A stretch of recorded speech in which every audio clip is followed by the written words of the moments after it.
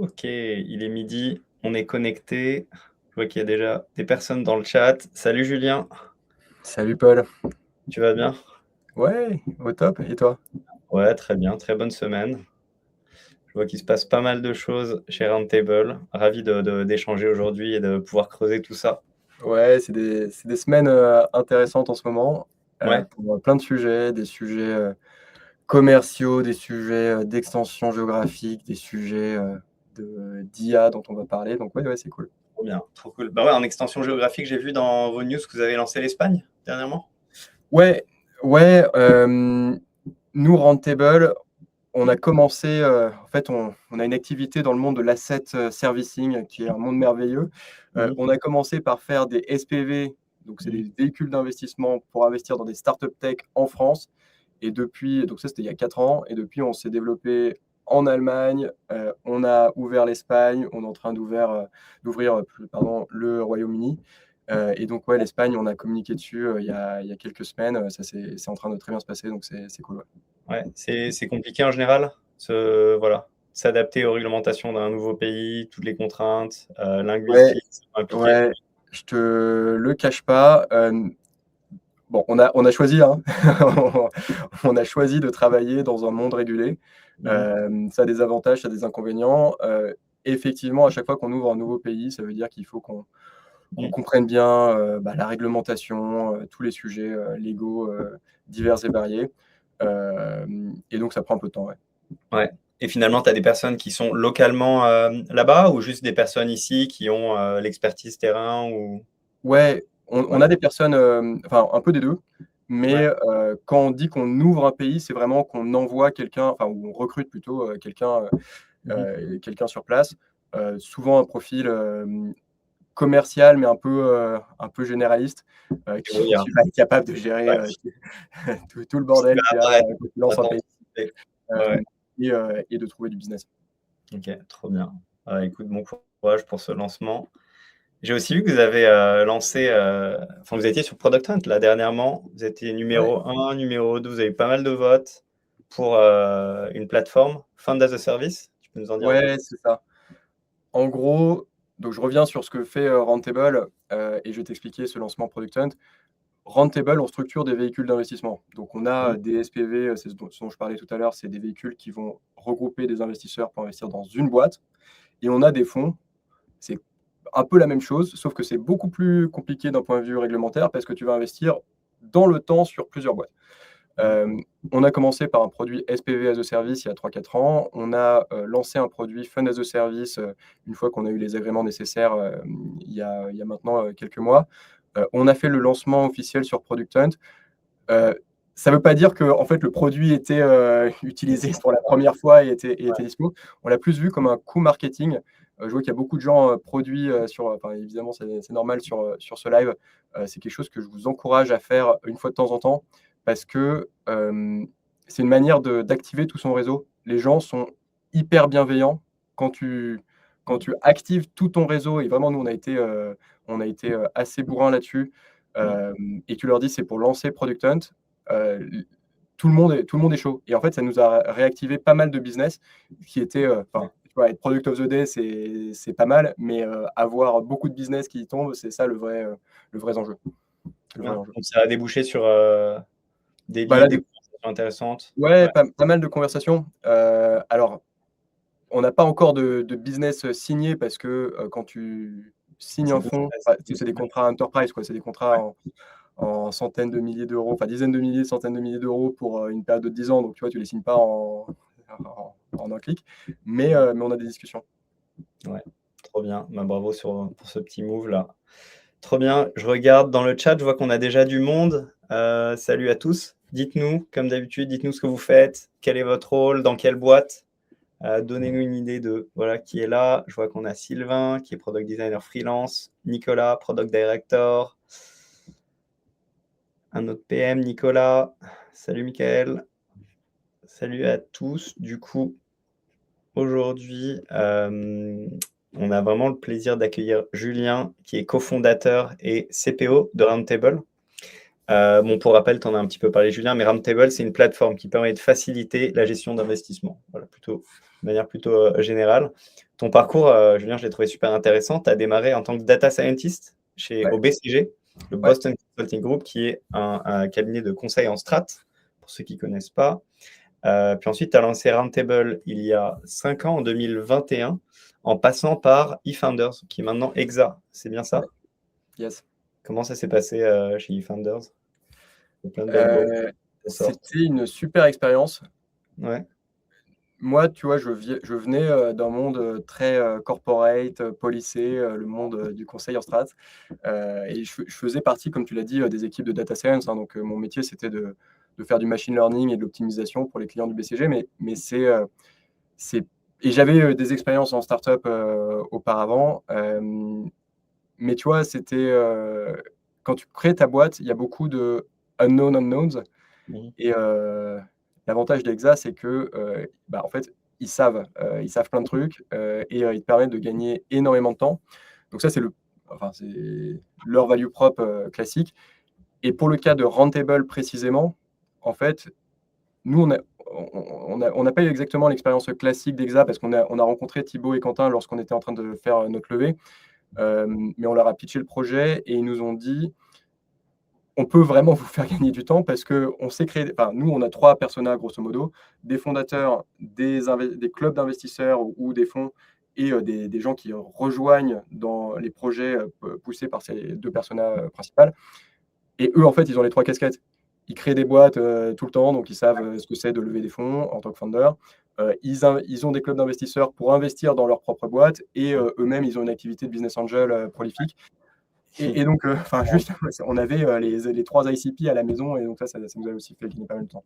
Trop bien. Et du coup, tu as bénéficié de ressources, d'expertise, de réseaux dans cet environnement? Ouais, ouais, ouais, Mmh. exactement. Trop bien. Super. Ben, voilà pour le background. Vraiment merci d'être avec nous aujourd'hui. On va parler, d'un sujet, hyper intéressant qui est l'automatisation via l'IA, automatisation opérationnelle dans le cadre Roundtable. Tu vas nous montrer aujourd'hui comment tu utilises, Claude Code pour automatiser pas mal de choses, des process, et comment éviter de faire, trop grossir tes équipes, avec tous tes petits secrets. On en a parlé, voilà, quand on a pensé à ce live. Comment tu as choisi ce sujet parmi les différentes choses que tu aurais pu présenter aujourd'hui? Parce que c'est un sujet que je présente à, quiconque, quiconque me pose des Ouais, questions, quiconque veut bien m'écouter. Hem, c'est une presse que j'ai déjà faite dans les boîtes enfin déjà que j'ai faite en interne chez Roundtable. C'est ouais. une presse que j'ai faite dans des boîtes, de potes. En fait, je pense que c'est un des enjeux les plus, hallucinants, là, enfin, on vit une période, Mmh. extrêmement, intéressante, et donc j'en parle à quiconque veut bien m'écouter, quoi.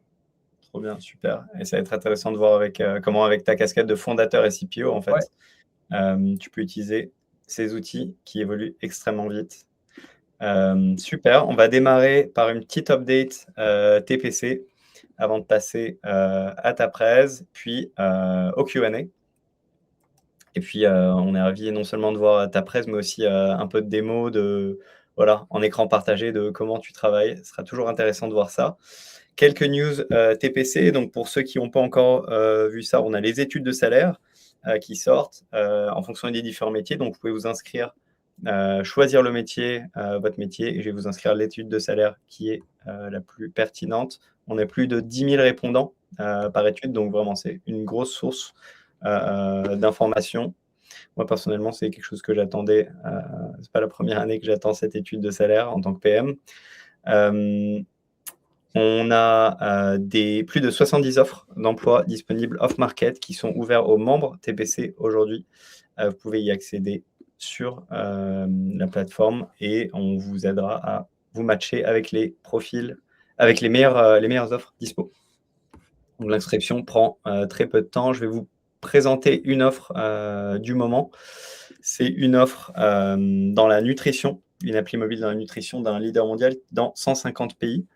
Donc, c'est une offre où il y a du présentiel quelques jours par semaine, quelques chiffres, 20 millions d'euros de chiffre d'affaires en 2025, x2 par rapport à 2024, et des objectifs pour cette année et les prochaines années de 30 à 40 millions de chiffre d'affaires. 18 personnes dans la boîte et un job de PM où on est en contact direct avec le cofondateur. Donc voilà, une offre que vous pouvez consulter via le QR code ici. Et là, je regarde. Voilà, vous pouvez aussi scanner ce QR code pour participer au prochain sprint Open Candidate et voilà, décrocher les autres opportunités qui sont disponibles via TPC. Comme d'habitude, les ressources, du coup, le hub exclusif pour les membres de la communauté avec des ressources issues des meilleures startups qu'on a et scale-up pour vous aider dans différentes étapes de votre carrière. Donc, on a un Product Compass, une boîte à outils, Product Marketing, des études de cas par technologie avec des réponses. Voilà, donc ces ressources sont mises à jour en permanence. N'hésitez pas aussi à nous donner du feedback pour ceux qui les consultent. Voilà pour l'update TPC.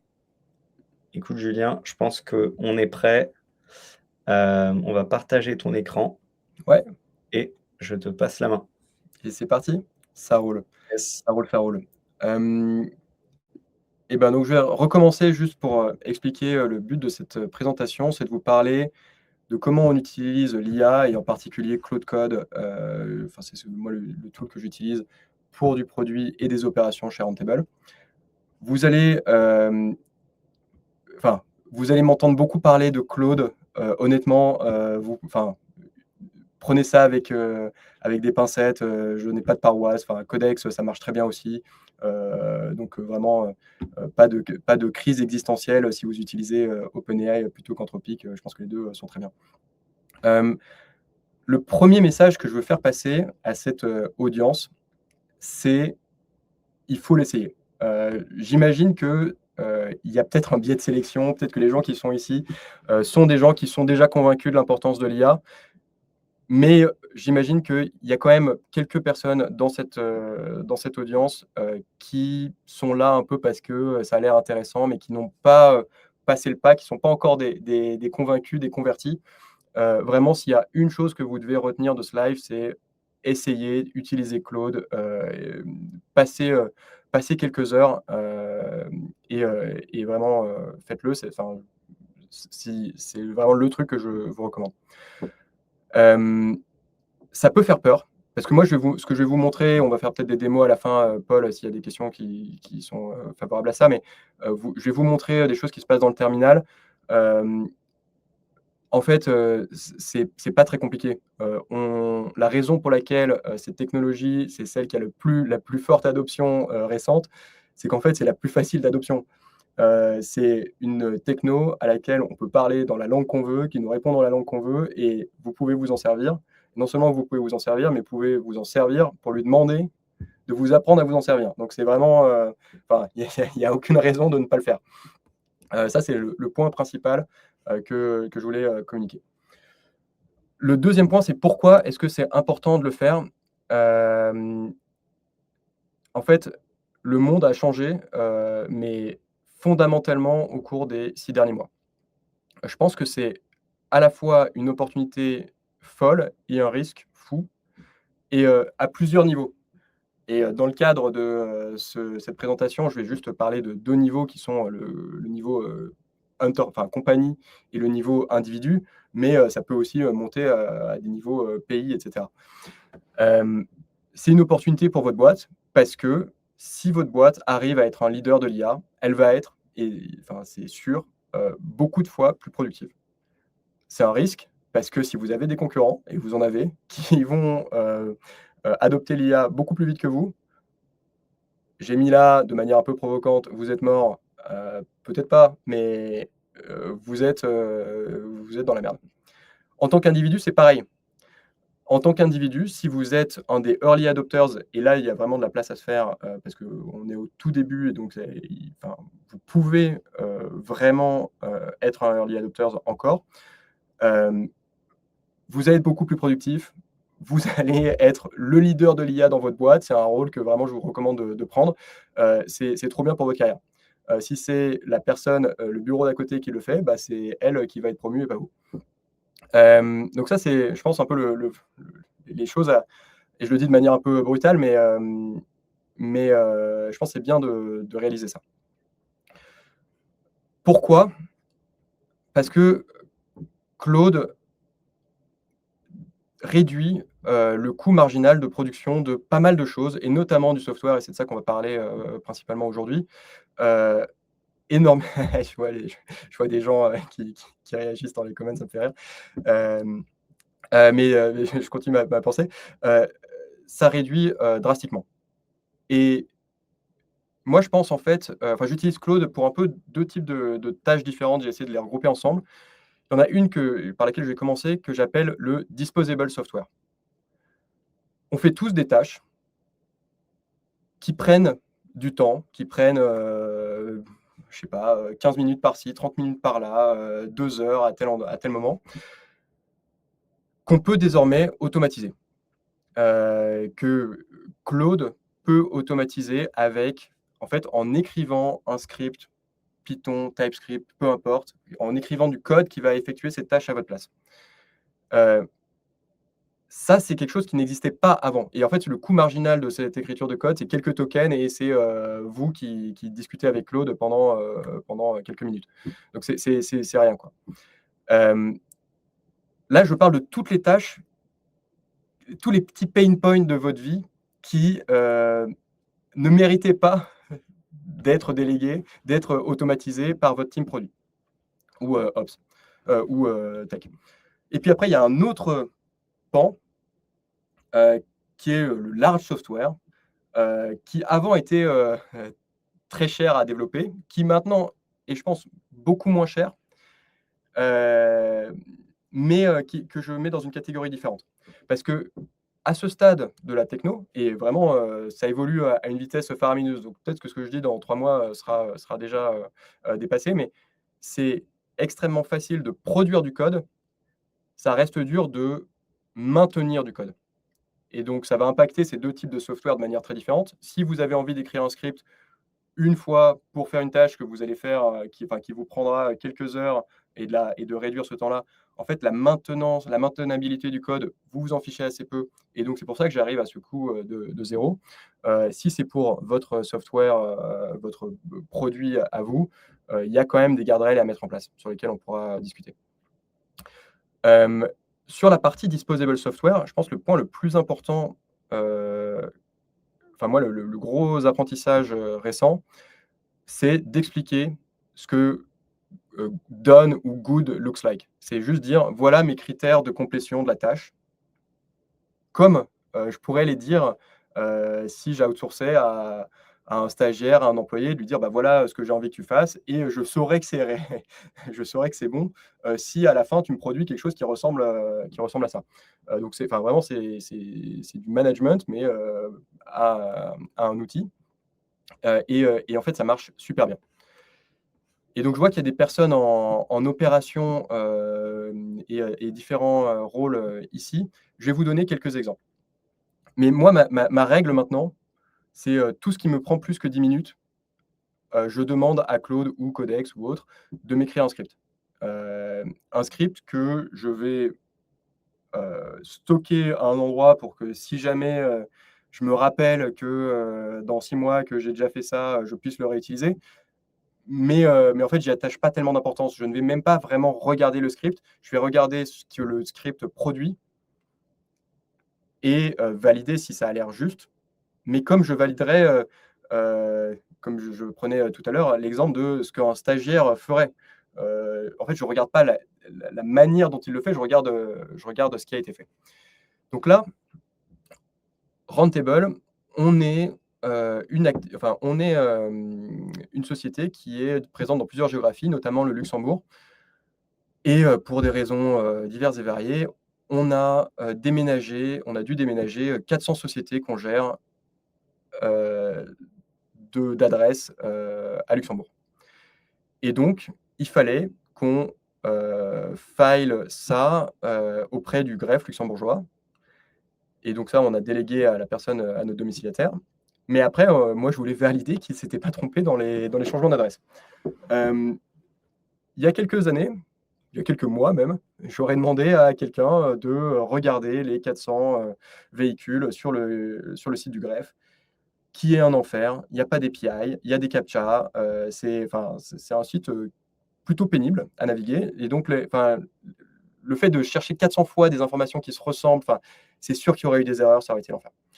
Là, maintenant, et c'est ce que je vous montre ici, je vais voir si j'arrive à grossir un petit peu ça. Vous voyez la prompt, je vais lire l'essence, mais je lui dis create a Python script to go to this website, find information in this CSV, et clique à tel endroit, quoi. Je ne sais plus exactement ce que dit le script. Il m'a posé une ou deux questions. Vous pouvez voir, après, je lui dis OK, ça m'a l'air bon, implémente. Et en parallèle, là, j'ai mon agent. Je l'ai keynote sur ce site, le numéro de registre de la société, qui valide la CAPTCHA, qui va récupérer sur le truc l'adresse du headquarter, va me le mettre dans un CSV pour analyse, et à la fin, m'a fait un petit report. Et effectivement, il y avait des erreurs. 90% ou j'en sais plus, 95% des véhicules avaient bien été changés de domiciliation, mais notre provider s'était planté sur quelques-uns. Ça, en temps, moi, en temps homme, ça m'a pris grosso modo 5 minutes. Un autre exemple, encore une fois, qui n'est pas une tâche extrêmement compliquée, mais qui est une tâche qu'on doit faire avec des volumes hyper importants, et c'est là qu'il y a vraiment des gains d'efficacité énormes, c'est de la revue de compta. Et j'ai essayé de faire des exemples un peu qui touchent des secteurs différents, juste pour vous montrer que ça peut impacter tous les secteurs de votre organisation. Toutes les sociétés qu'on gère doivent produire des comptes annuels, comme toutes les sociétés. Ces comptes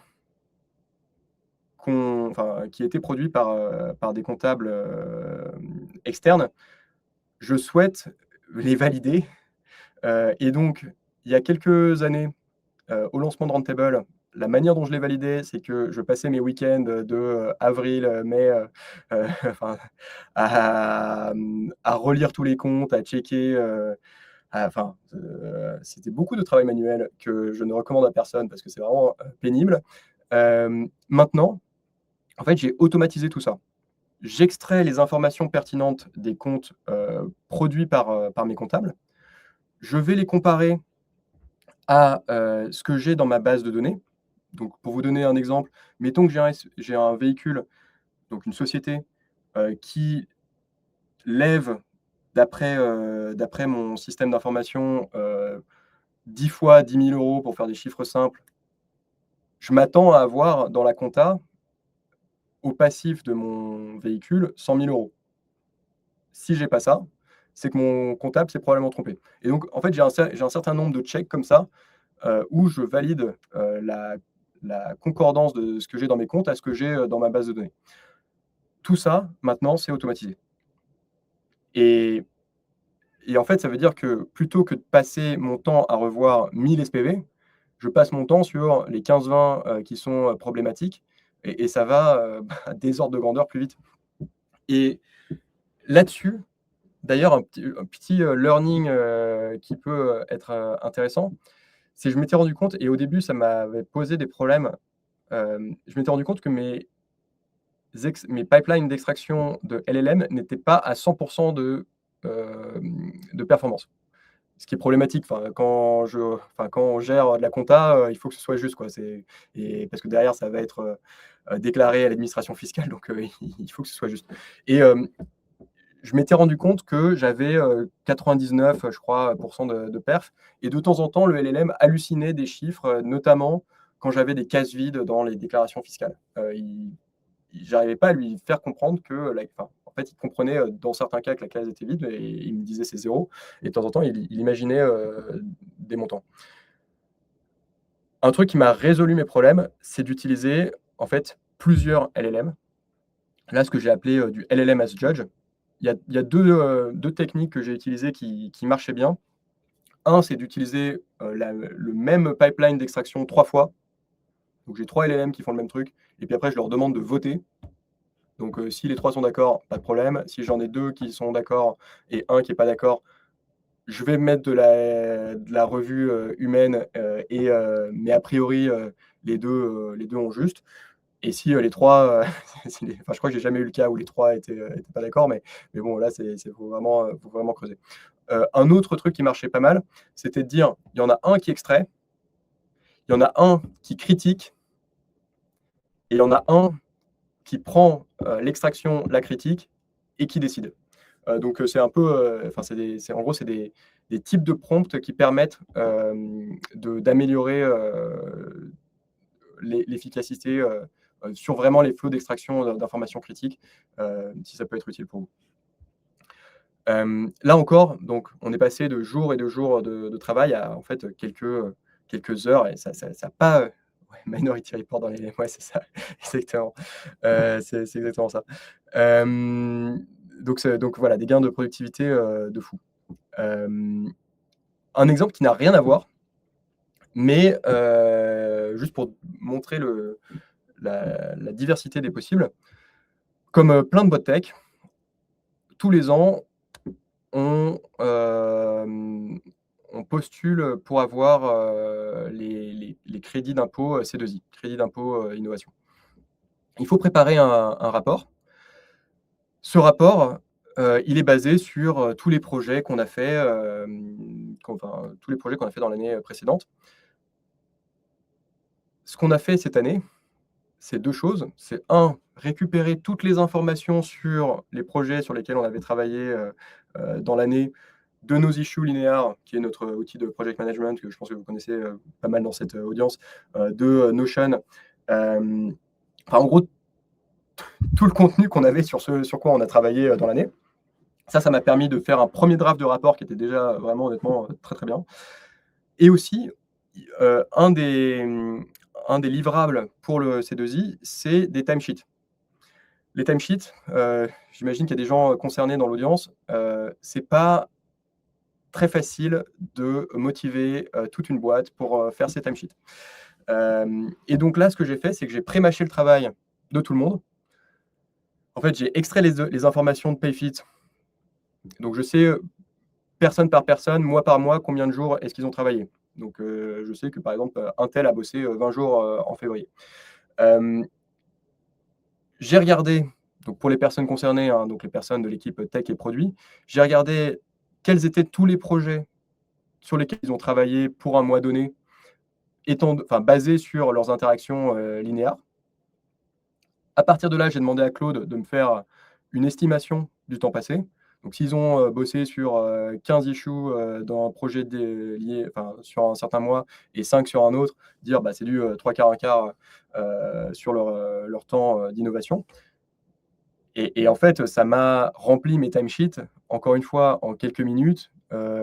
Et ça a été beaucoup, beaucoup, beaucoup plus facile pour moi d'obtenir des validations que d'obtenir des gens qui les remplissent, ce qu'on essayait de faire plutôt les années précédentes. Donc ça, c'est plutôt une tâche admin plus que opérationnelle, mais juste pour vous donner un peu des exemples. Et je ne sais pas si vous arrivez à voir là, mais en gros, c'est l'output d'une discussion avec Claude où il me disait voilà ce qu'il a updaté par rapport à 2024. Il a rajouté des articles, il a rajouté. Ah oui, parce qu'il faut aussi documenter les articles qu'on a fait. Donc je lui ai dit je me rappelle plus ce qu'on a écrit, mais va voir sur la plateforme pour moi. Il a cherché un certain nombre de trucs. Tout n'est pas automatisé parce qu'il me demande par exemple les diplômes des personnes qu'on a embauchées l'année dernière. Donc ça, il faut quand même aller les chercher à un moment. Mais le gros du travail est fait. Un autre exemple dans une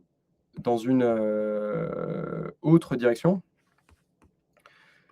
Encore une fois, sur cette logique il y a plein de tâches qui prennent du temps qu'on n'a pas. Personne d'entre nous n'a. Enfin, nous, Roundtable, on est une quarantaine maintenant, mais on a encore une petite boîte sur plein de trucs. Et notamment sur l'aspect SEO de notre site Roundtable. Je me suis abonné il y a maintenant 4 ans, grosso modo, à Ahref.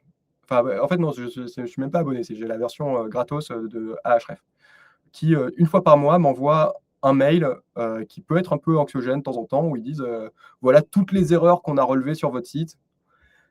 Et, quand je vois qu'il y a vraiment trop d'erreurs, je me dis bon bah je vais essayer de refaire un coup sur Webflow. Je fais ça un week-end, je clean les trucs. Et généralement mon trigger, c'est ils ont un score. Quand on passe en dessous de 90 sur 100, je repasse un coup dessus. Il n'y a pas longtemps, j'ai reçu ce fameux mail de Ahref. Et là, déclic dans ma tête. J'étais mais en fait, moi ça me casse les pieds de changer tous les titres qui sont trop longs. Je sais pas, il faut faire des titres de tous les articles de blog qui doivent être entre 75 et 85 caractères ou j'en sais rien. Enfin, un truc qui est extrêmement chiant, surtout quand tu as des centaines d'articles à updater d'un coup. J'ai juste extrait toutes les recommandations d'Ahref. Je les ai mises dans Claude. Je lui ai dit connecte-toi au MCP Webflow et vis ta vie. Une demi-heure plus tard, bah, j'avais là, enfin, il m'a proposé, donc il a fait une trentaine de tâches là. Enfin, j'ai pas tout mis, mais il raconte qu'il a updaté 15 pages avec des titres trop longs, 68 pages avec des titres trop courts, 104 pages avec des meta descriptions, etc. Et j'ai relancé un run à Ahref juste après, et on est passé de 91 à 98 sur 100. Pareil. Ça, c'est un truc. En fait, maintenant, je ne ferai plus jamais cette tâche de ma vie. Là, maintenant, j'ai un cron job qui, tous les mois, va faire la même chose. Et ma cible, c'est de rester à 98 ou voire 100% si on y arrive. C'est pas acceptable d'être en dessous, quoi, vu que ça coûte rien. Donc, c'est ça. Je vois, ouais, Mathieu, je te passerai le Notion après. J'enverrai le lien de Notion. Donc, c'est ça les enjeux. Ça, c'est sur toute cette partie un peu disposable software de j'ai quelque chose à faire, j'ai une tâche, je vais demander à Claude de me l'automatiser et je réfléchis, et je le laisse faire et en fait, je valide la production de Claude plutôt que la manière dont il y arrive. Ça marche bien pour les tâches one-off. Pour le produit Roundtable, notre produit à nous, on a quand même plus d'enjeux. Je ne veux pas qu'on fasse n'importe quoi sur la plateforme Roundtable. On est dans un monde régulé de finance. On peut pas. Il faut un niveau d'exigence, un niveau au-dessus. Mais quand même, l'IA a changé vraiment fondamentalement la manière dont on travaille. Et là, j'ai parlé vraiment du point produit. On a, les équipes tech sont aussi vachement impactées, mais je vais vous montrer côté produit. Le truc le plus évident, c'est la manière dont on écrit des specs. Tous les gens qui sont en produit ici le savent, écrire des specs de bonne qualité, ça prend du temps. Surtout si on prend le temps de réfléchir au edge case et tout ça. Avoir Claude comme assistant, c'est comme avoir, au moment où vous réfléchissez au spec ou vous brainstormez, c'est avoir un senior engineer qui est dispo, qui connaît 100% de votre code, qui est pas entre deux autres trucs, qui pense pas à autre chose, qui est là pour vous aider à préempter tous les edge cases qu'il peut y avoir. Donc là, je vous ai donné juste un exemple ça, c'est vraiment un tout petit truc qu'on a fait. C'est une toute petite issue, mais je crois que je ne l'ai même pas écrit. J'ai dicté à Claude parce que j'utilisais tout le DIA pour juste dicter maintenant. J'ai l'impression d'être Jules César qui dicte des lettres à plein de Claude en parallèle. Donc, je lui ai dicté, voilà, il faut qu'on stocke le numéro SIRET de toutes les compagnies qu'on gère dans notre base de données pour un outil de télédéclaration fiscale. On ne l'avait pas jusqu'à présent. Va les récupérer en utilisant l'API Papers. Et il va falloir que tu, à partir de maintenant, l'update en live pour toutes nos sociétés et que tu clean l'historique. Bon, cette phrase tient en une ligne. Claude, qui vit dans ma codebase, qui a accès du coup à tout notre schéma de data, qui sait quelles automatisations on fait, qui sait si on est déjà connecté à Papers, qui sait tout ça, m'a créé une spec qui n'a aucun intérêt pour cette audience, mais c'est plutôt le process qui est intéressant, qui dit, voilà le contexte, voilà le scope, voilà ce qui est out of scope. Il m'a posé des questions, tiens, les sirettes, c'est pour des SPV français, est-ce que ça concerne les SPV luxembourgeois? Je dis, bah non, tu as raison, ça ne les concerne pas, etc. etc. Qui dit, bah voilà, il faut changer le schéma dans la database, il faut créer des nouvelles colonnes, il faut s'intégrer à Papers, il faut faire un script pour rattraper l'historique, etc., etc. Il faut valider que la data est de bonne qualité. Prépare toute la liste des fichiers à utiliser, va dire il faut des nouveaux composants à créer, etc. etc. Bon, je vous passe l'aspect qui est un peu chiante. Ah oui, et l'autre point sur lequel je voulais attirer votre attention, que je trouve qui a changé notre manière de travailler. Enfin, déjà, l'aspect qui est d'une qualité 1000 fois meilleure que ce que moi j'aurais. Enfin, c'est une petite issue, donc jamais j'aurais été dans ce niveau de détail. J'aurais dit créer une colonne, trouve papers, enfin, jamais j'aurais fait ça. Mais l'avantage d'avoir ça, c'est que cette spec, en fait, elle est totalement prenable par un agent côté tech pour l'implémentation. Donc cette issue, en fait, de idée à implémenter dans la code base, je sais pas, enfin, ça a pris peut-être une journée, quoi. L'autre truc qui était marrant, c'est que cet issue, en fait, je l'ai créé depuis un thread Slack. Parce que j'en discutais avec quelqu'un, tiens, il faudrait qu'on stocke les sirettes. On était, ah bah oui, il faudrait le faire. Et j'ai utilisé un agent linéaire, parce que linéaire a des agents. Donc si vous êtes sur linéaire et que vous n'utilisez pas les agents, faites-le, enfin, c'est vraiment trop bien. Et donc j'étais linéaire, créer cet issue basé sur le contexte au-dessus. Donc ça, on s'en sert vraiment de plus en plus. Pourquoi est-ce que Claude est si puissant? Vraiment parce qu'il tourne dans le contexte de ma code base. Et donc ça, j'ai eu des discussions avec... enfin, pour moi, c'était un truc admis. Enfin, chez Roundtable, l'équipe produit a accès à la code base depuis le jour 1. Et donc, je pensais, enfin, je n'avais même pas réfléchi à ça.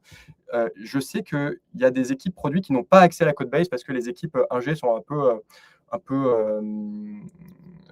réticentes à partager ces accès-là.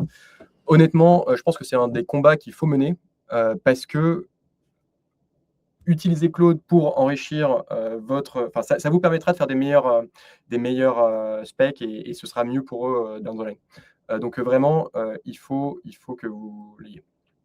Ça, c'est le contexte est hyper important. Le deuxième truc qui est hyper important, c'est les skills. Je pense qu'il y a certainement des gens qui connaissent très bien les skills ici, mais juste pour les gens qui ne connaissent pas. Ah oui, enfin, j'en reparle juste un petit peu après. Mais ouais, peut-être le troisième truc, c'est que basé sur le contexte et les skills, il va me poser des questions. Et donc, là, ce que je vous donne comme exemple, c'est quelque chose qu'on pourrait faire en live tout à l'heure. C'est, je lui ai demandé de m'aider à améliorer une issue linéaire. Encore une fois, dans le contexte de ma code base. Donc, il a utilisé le MCP, qui est une intégration pour les gens qui ne connaissent pas les MCP, je pense que tout le monde connaît ici, mais qui permet de se connecter à Linear pour retrouver le contexte de l'issue. Dans Linear, je faisais référence à Notion, donc pareil, il récupère tout ce qu'il y a sur Notion. Et puis après, il va me poser plein de questions. Et pourquoi est-ce qu'il me pose toutes ces questions? C'est parce qu'on a une issue qui explique comment on veut faire des issues produits dans Roundtable. Et un des premiers requirements de cette issue, c'est tant que quelque chose est ambigu, tu poses des questions. Et donc, on peut avoir des séries de 15-20 questions en fonction de la complexité des issues sur lesquelles on travaille.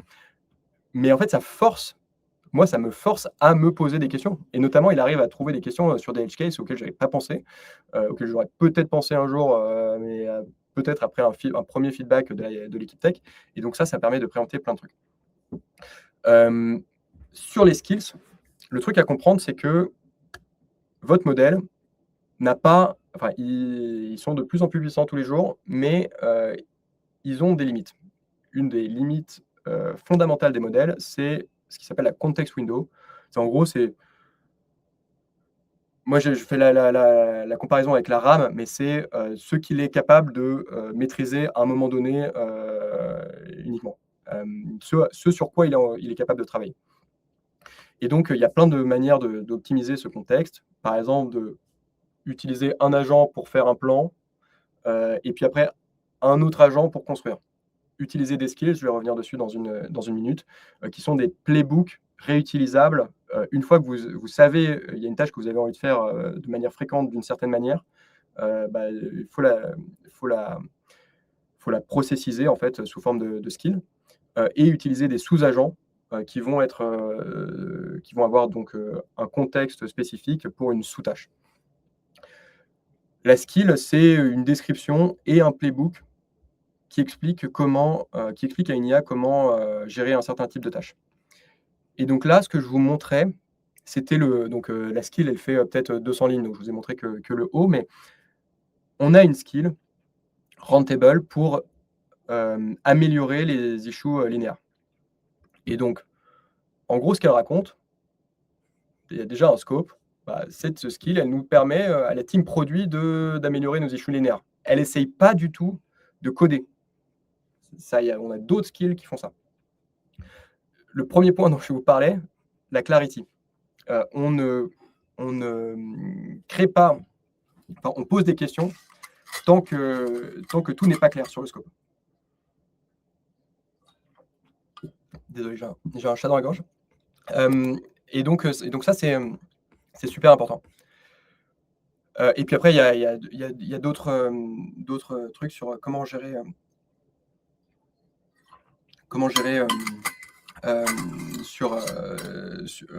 excusez-moi, quel type de questions, comment est-ce qu'on veut que les issues linéaires soient formatées, etc.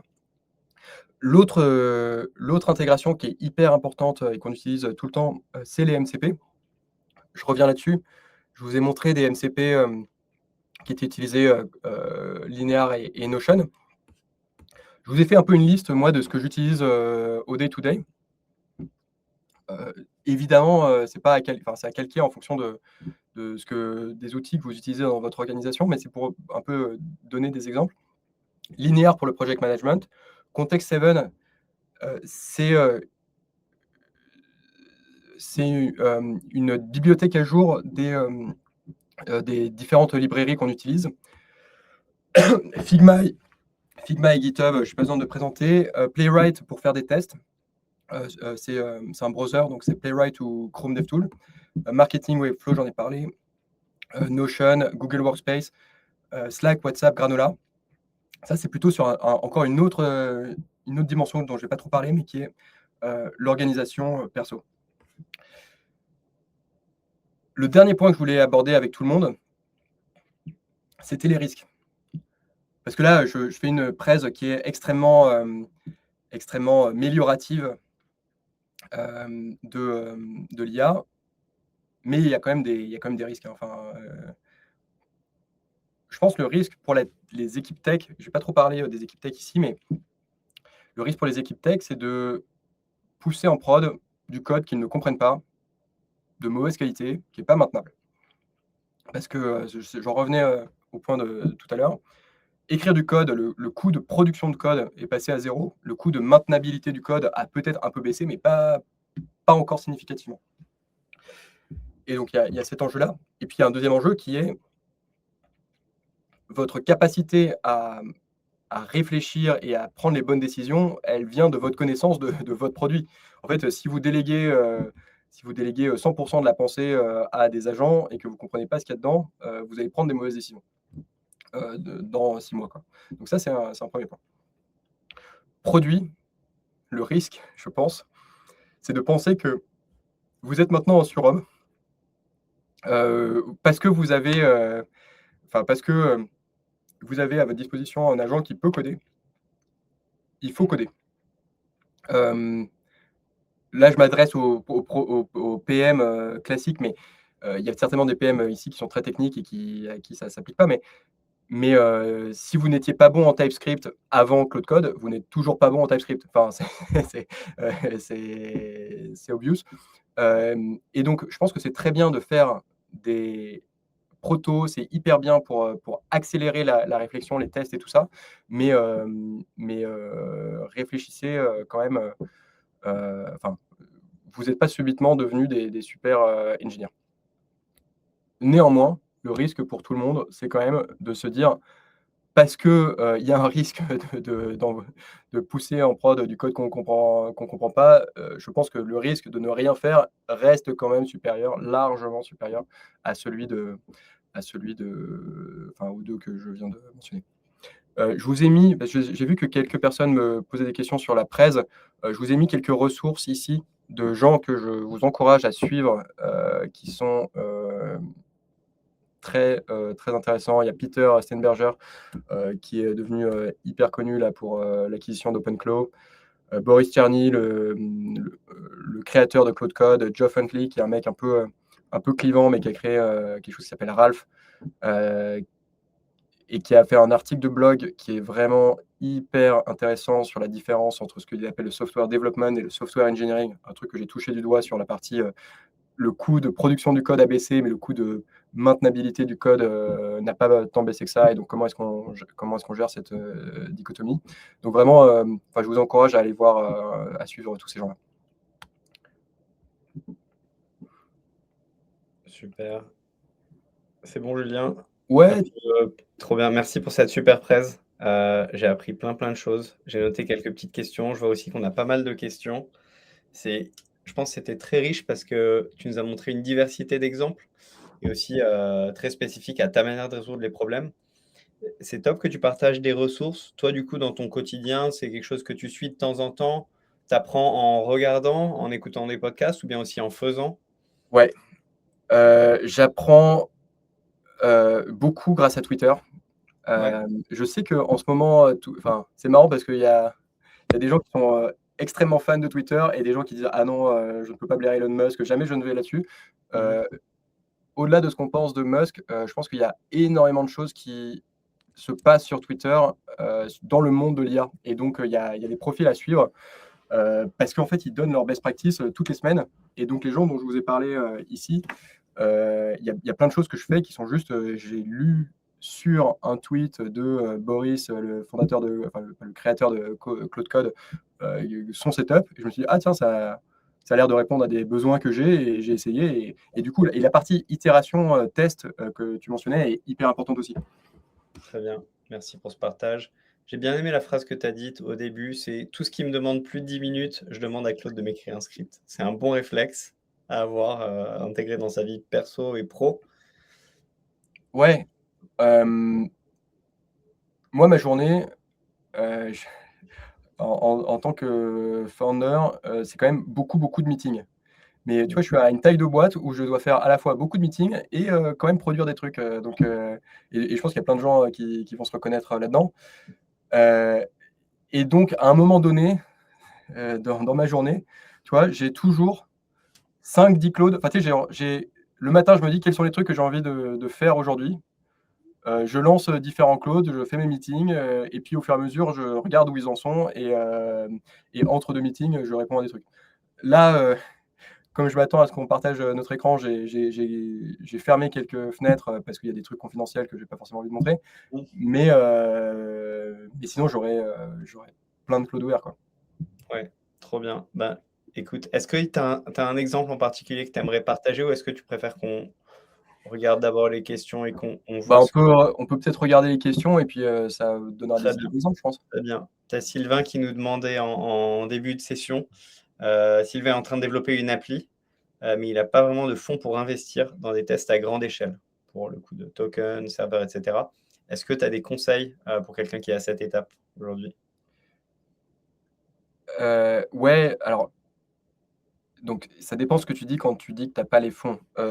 Mais le plan pro de Claude Code, ça coûte, il y a un premier à 50 € par mois qui donne déjà quand même une bonne profondeur de token. Moi, je suis à celui à 200 € par mois. Enfin, celui à 50 € par mois, je le tapais de temps en temps. Celui à 200, je l'ai encore jamais atteint. Enfin, tu vois, en fait, si tu es en train de commencer à développer, ça m'étonnerait que tu aies suffisamment de matière pour aller, exploser les plafonds, de celui à 200. Et 50 € par mois, je pense que ça se trouve. Et enfin, c'est un investissement vraiment qu'il faut mettre, quoi. Ouais. Ouais, et à mon avis, tu rentabilises vite en fait. Ouais, ouais, Souvent, ouais, grave. membership, il Ouais, suffit que ouais. tu aies gagné une demi-journée pour que Ah mais c'est pas un coût, c'est un tu investissement, ouais. rentabiliser. Grave, Voilà, grave. très bien, super.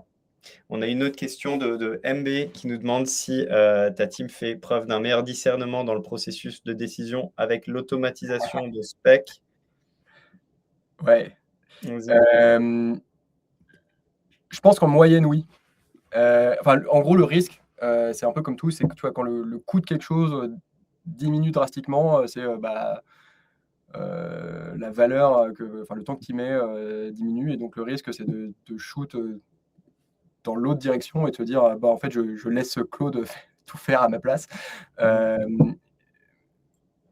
Mais je pense il faut surveiller ce truc. Mais honnêtement, je trouve que la qualité s'est vachement améliorée. Et moi, le premier, tu vois, parce qu'on demande à Claude, en fait, d'être un mur, de nous demander du répondant. Si on disait à Claude, voilà une idée et fais tout seul, je pense qu'on pourrait tomber dans ce pattern-là. Mais comme la première question dans notre skill de produit, c'est pose-nous plein de questions, en fait, tu es quand même obligé de te les poser, ces questions. Donc je trouve que c'est pas mal. Ouais. Mais je rebondis sur une autre question du coup de MB, c'est est-ce que tes skills sont partagés à toute ton équipe? Ouais. Bien, ouais, bien tu leur laisses un peu de latitude pour Enfin, qu'ils utilisent eux-mêmes leurs propres skills. Les deux. Attends, en fait, je peux te montrer. Alors, attends, je vais vous montrer rapidos mon écran. Alors. Non, oui, pardon, là, c'est pas celui-là que je voulais montrer. Hop.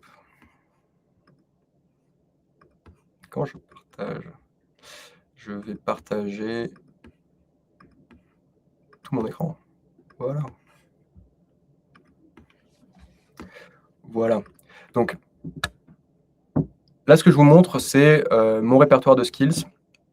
Et du coup, ça va répondre un peu à la question. On a plein de skills différentes. On a des skills là qui sont au niveau du projet, donc dans le contexte Roundtable. La plupart, elles sont préfixées par RT, c'est Roundtable quelque chose. Donc, on a des skills pour faire des tests, on a des skills, sur lesquelles j'ai passé pas mal de temps, on a des skills pour notre back-office, on a des skills de QA, on a des skills de traduction, etc., des skills de front-end, etc. Et puis après, moi, j'ai mes user skills. J'ai beaucoup de trucs, j'ai des trucs liés à la compta, j'ai des trucs pour faire des yearly reviews côté RH, j'ai des skills pour quand je crée du contenu avec de l'IA pour derrière refaire une passe et enlever tous les tirets là, donner un tone of voice qui est plus le mien, que ça, j'ai pas partagé. Et puis après, il y a plein de plugins que moi j'utilise, que j'ai récupéré sur le marketplace skills Anthropic. Et la manière dont on se partage ça, c'est en fait, on a un repo, et donc tout le monde pool le repo, et si quelqu'un a envie d'améliorer une skill, il peut le faire, et on les partage. Et ça d'ailleurs, pardon, c'est vrai que aussi ça me fait penser, ça c'est la manière dont on se partage des skills, mais dans le cadre du repo tech, Roundtable, produit et tech. Et on est également, ah oui, il y a un truc infini là qui est en train de se faire, et on est également en train de set up l'organisation pour pouvoir se partager des skills entre les équipes opérations, legal, marketing. Et donc ça, ce sera aussi un repo, mais au niveau compagnie. Trop bien. Tu as ton équipe qui suit les bonnes pratiques du coup. Et Ouais. pour tout ce qui est une question de Nicolas, là, je vois qu'il vient nous poser cette question. Du coup, pour tout ce qui est script, est-ce que tout le monde gère ses propres scripts? Est-ce qu'il y a de la mise en commun là-dessus? Ouais.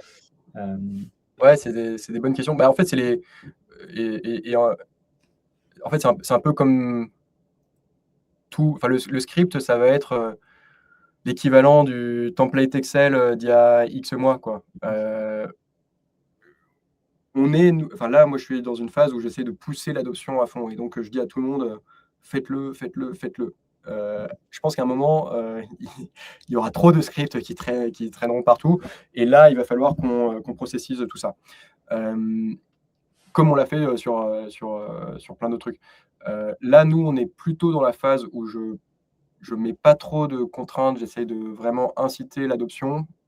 Et après, on rationalisera tout dans un second temps. Ouais. Très bien. Une question aussi de Sylvain qui nous demande sur tout ce qui va être réglementaire, législation. À quel point tu fais confiance à l'outil et à quel Ouais, point tu as un accompagnement juridique en interne ou en externe?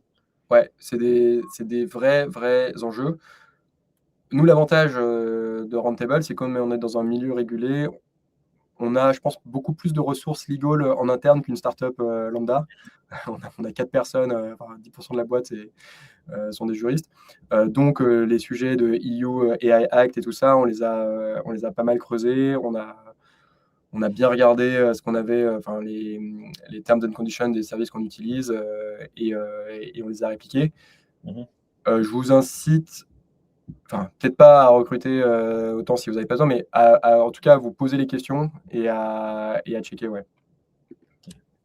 Très bien. Oui, j'ai une question, qui m'est venue en regardant, l'exemple que tu as montré sur le site, luxembourgeois où tu essaies de récupérer les informations des sociétés, que vous avez mises à jour. Du coup, ça, tu as fait ça avec un agent via Playwright. Est-ce que tu peux nous expliquer un Ouais, petit peu comment, en ouais, fait, tu synchronises Claude à vraiment faire des actions sur un site? ouais, c'est des super, questions.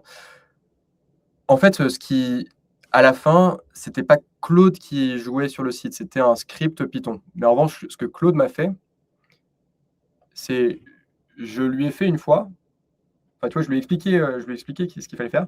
Hem, il a utilisé Playwright pour, ouvrir le site, le naviguer une fois OK.